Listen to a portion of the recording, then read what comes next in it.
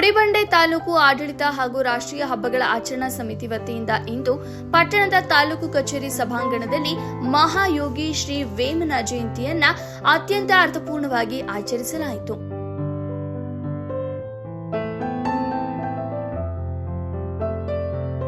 ಸಮಾಜದ ಅಂಕುಡೊಂಕುಗಳನ್ನು ತಿದ್ದಿದ ಕ್ರಾಂತಿಕಾರಿ ಕವಿ, ದಾರ್ಶನಿಕ ವೇಮನರ ವಿಚಾರಧಾರೆಗಳನ್ನು ನೆನೆಯುವ ಮೂಲಕ ಕಾರ್ಯಕ್ರಮಕ್ಕೆ ಚಾಲನೆ ನೀಡಲಾಯಿತು.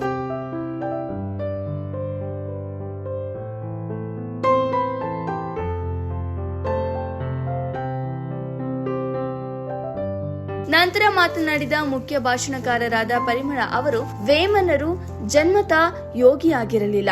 ಆರಂಭದ ದಿನಗಳಲ್ಲಿ ಅವರು ಹೆತ್ತವರಿಂದ ಮತ್ತು ಒಡ ಹುಟ್ಟಿದವರಿಂದ ನಿರ್ಲಕ್ಷ್ಯಕ್ಕೆ ಒಳಗಾಗಿ ದುಶ್ಚಟಗಳ ದಾಸರಾಗಿದ್ರು.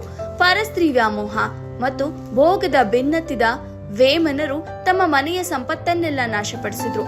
ಇಂತಹ ಸಂದರ್ಭದಲ್ಲಿ ಅವರ ಜೀವನಕ್ಕಾಗಿ ಬೆಳಕಾಗಿ ಬಂದವರು ಅವರ ಅತ್ತಿಗೆ ಹೇಮಾರೆಡ್ಡಿ ಮಲ್ಲಮ್ಮ. ಮೈದುನನ ಮನಸ್ಸನ್ನ ತಿದ್ದಲು ಮಲ್ಲಮ್ಮ ಮಾಡಿದ ಪ್ರಯತ್ನಗಳು ಇತಿಹಾಸದಲ್ಲಿ ಸದಾ ಸ್ಮರಣೀಯ ಎಂದರು.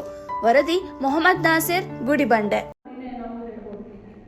ರಾಜವಂಶದಲ್ಲಿ ಹುಟ್ಟಿದಂತವರು ಎಂತಹ ಐಷಾರಾಮಿ ಜೀವನವನ್ನು ನಡೆಸಬಾರ್ದಾಗಿತ್ತು.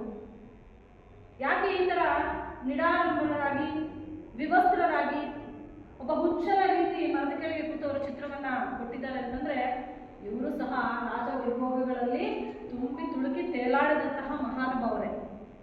ಆದರೆ ಸಾಂಸಾರಿಕ ಜೀವನ ಕಿಂಚಿತ್ ಅಂತ ಭಾವಿಸಿ ಮನದಟ್ಟು ಮಾಡಿಕೊಂಡು ಇವೆಲ್ಲ ನಶ್ವರ ಅಂತ ತಿಳ್ಕೊಂಡು ಅವರು ವೈರಾಗ್ಯವನ್ನು ಹೊಂದಿದಾಗಲೇ ವಿವಸ್ತರಾಗುವಂಥದ್ದು. ಹಾಗಾಗಿ ವೇಮನನ ನಿಜ ರೂಪ ಇದು. ಮೊದಲು ಅವರು ರಾಜವಂಶದಲ್ಲಿ ಏನು ಐಷಾರಾಮಿ ಜೀವನವನ್ನು ನಡೆಸಿದ್ರು, ಅದು ಅವರ ನಿಜ ಜೀವನ ಅಲ್ಲ. ಆಗ ವೇಮನ ಯಾಕೆ ಪರಿಚಯ ಆಗಲಿಲ್ಲ, ರಾಜವಂಶಸ್ಥ ಅಂತ ಪರಿಚಯ ಆಗಲಿಲ್ಲ, ತಾನೊಬ್ಬ ಶ್ರೀಮಂತ ಕುಟುಂಬಸ್ಥ ಅಂತ ಪರಿಚಯ ಆಗಲಿಲ್ಲ, ತಾನೊಬ್ಬ ಕಲಾವಿದ ಲೋಲ ಅಂತ ಯಾರಿಗೂ ಪರಿಚಯ ಆಗಲಿಲ್ಲ. ಒಬ್ಬ ಸಾಧಕ ಅನ್ನೋ ಇಲ್ಲಿ ಮಾತ್ರ ನಮಗೆ ವೇಮನರ ಪರಿಚಯ ಆಗುತ್ತೆ. ಸ್ಥಳ 60-65 ಕಿಲೋಮೀಟರ್ ಇದೆ ವೇಮನ ಅವರು.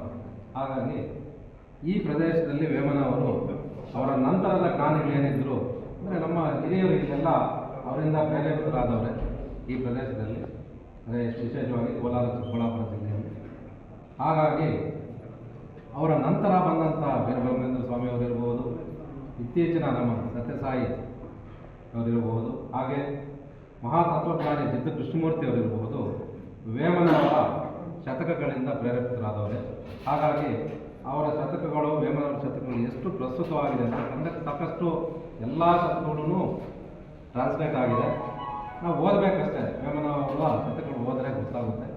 ವೈರಾಗ್ಯದ ಜೊತೆಗೆ ವೈಚಾರಿಕತೆಯೂ ತುಂಬಿಕೊಂಡಿರುವಂಥ ಶತಕಗಳನ್ನು ವೇಮನ ಅವರು ಅವರ ಅನುಭವದಿಂದ, ಅವರ ವೈರಾಗ್ಯದಿಂದ ಹಾಗೂ ಜೀವನ ಏನು ಅವರು ನಶ್ವರದ ಜೊತೆಗೆ ಕೇವಲ ರಾಜ ಕುಟುಂಬದಲ್ಲಿ ಬರ್ತಕ್ಕಂತಹ ಒಂದು ಸನ್ಯಾಸಿ ಯಾಕಾದ್ರು, ಏನಕ್ಕೆ ಕೊಡುಗೆ, ಒಂದು ಅಪಾರವಾದ ಕೊಡುಗೆ ಕೊಟ್ಟಿರ್ತಕ್ಕಂತಹ ಸಮಾಜಕ್ಕೆ ಯಾತಕ್ಕೋಸ್ಕರ ಬಂತು ಸವಿಸ್ತಾರವಾಗಿ ನಮ್ಮ ಮೇಡಮ್ ಅವರು ಸರ್ ನಿಜವಾಗ್ಲೂ ಹೇಳಬೇಕಂದ್ರೆ, ಈಗ 15ನೇ ಶತಮಾನದಲ್ಲಿ ಸಾಯಬೇಕಂದ್ರೆ ಅದ್ರ ಮಧ್ಯದಲ್ಲಿ ಇರ್ತಕ್ಕಂತಹ ಏನು ಬೆಳವಣಿಗೆ ಆಗಬೇಕು, ಏನಕ್ಕೋಸ್ಕರ ನಾವು ಬಂದಿದ್ದೀವಿ ಪ್ರಪಂಚಕ್ಕೆ ತೋರಿಸ್ಕೊಟ್ಟಿರ್ತಕ್ಕಂತಹ ಮಹಾ ವ್ಯಕ್ತಿ ಬಗ್ಗೆ ನಾವು ಎಷ್ಟು ಕೃತಜ್ಞತೆ ಹೇಳಿದ್ರು ಕಡಿಮೆ ಇದೆ.